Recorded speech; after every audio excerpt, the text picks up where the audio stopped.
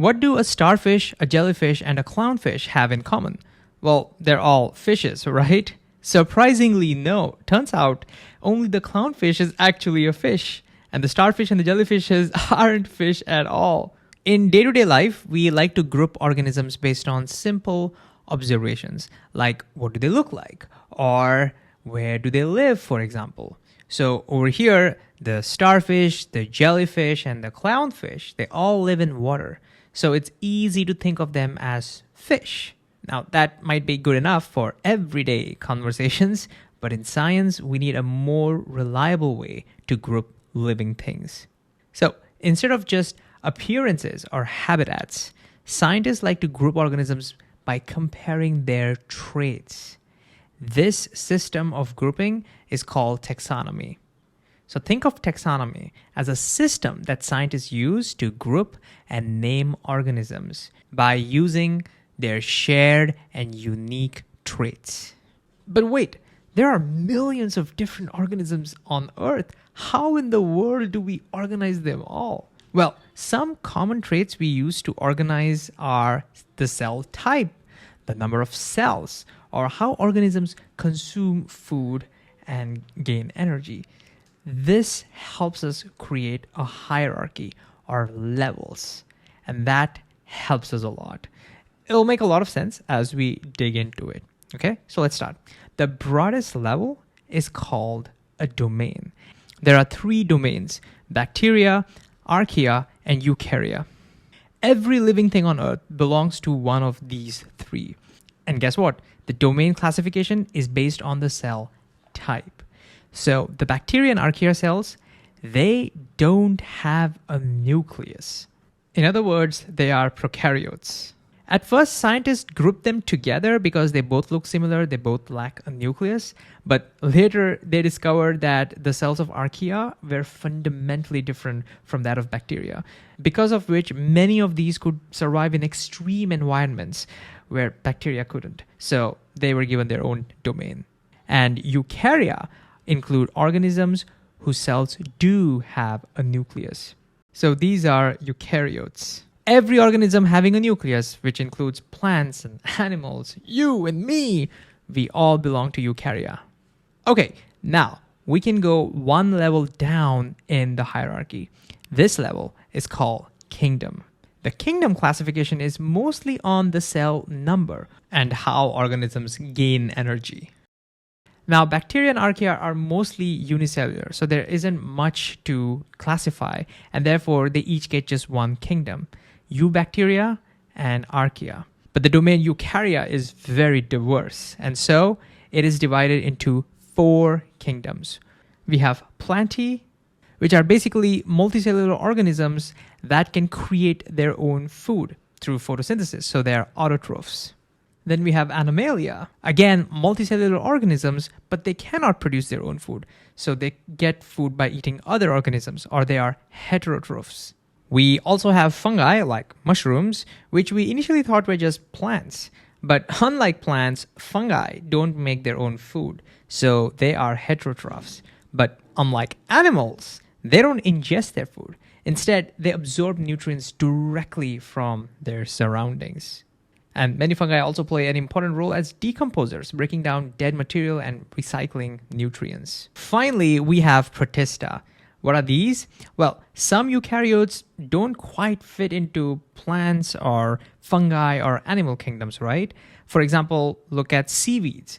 They may look like plants, but unlike plants, they don't have leaves or stems or roots. So they cannot be classified as plants or fungi or animals for that matter. Think about amoeba, which get their energy by eating other organisms, kind of like animals. But unlike animals, they are unicellular. So again, they're neither animals nor fungi or plants. So see, there are a lot of these organisms that don't really fit into any of these 3.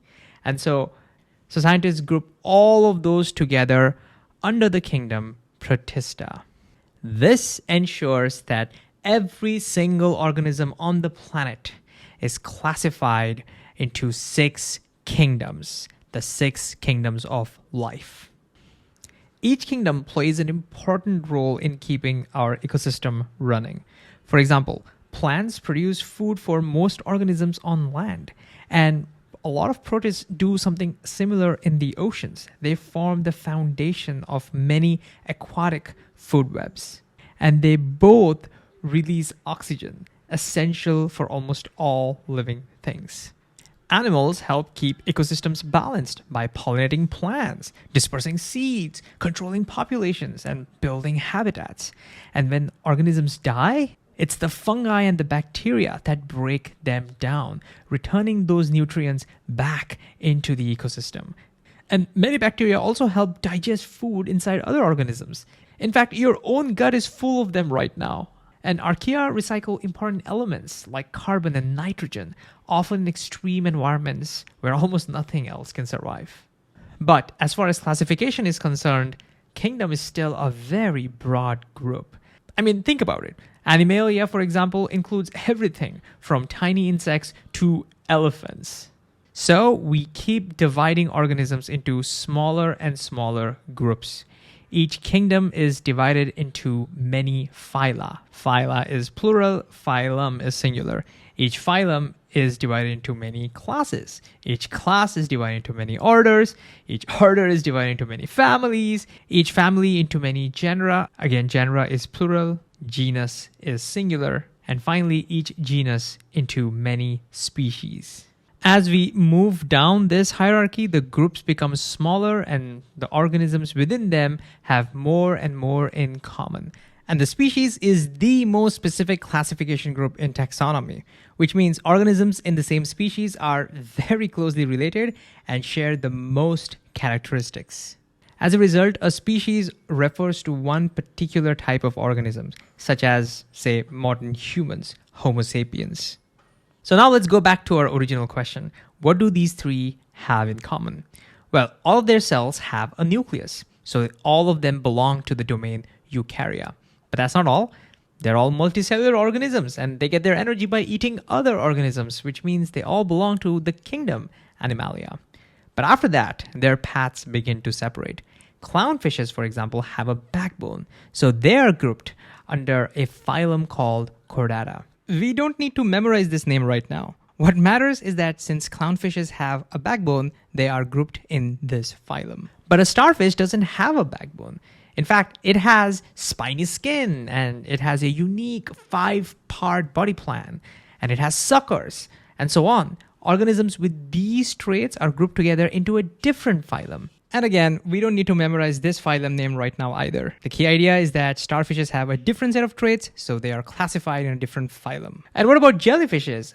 Look, they don't have backbones either, and they don't have spiny skins as well. Instead, they have specialized stinging cells that are used to catch prey. Organisms with these traits are grouped together into yet another phylum. This is how scientists classify organisms. As they compare more and more traits, they keep dividing organisms into smaller and smaller groups until each one ends up with its own unique species. That's the real purpose of taxonomy. It tells us exactly how organisms are related and exactly where those relationships begin to differ.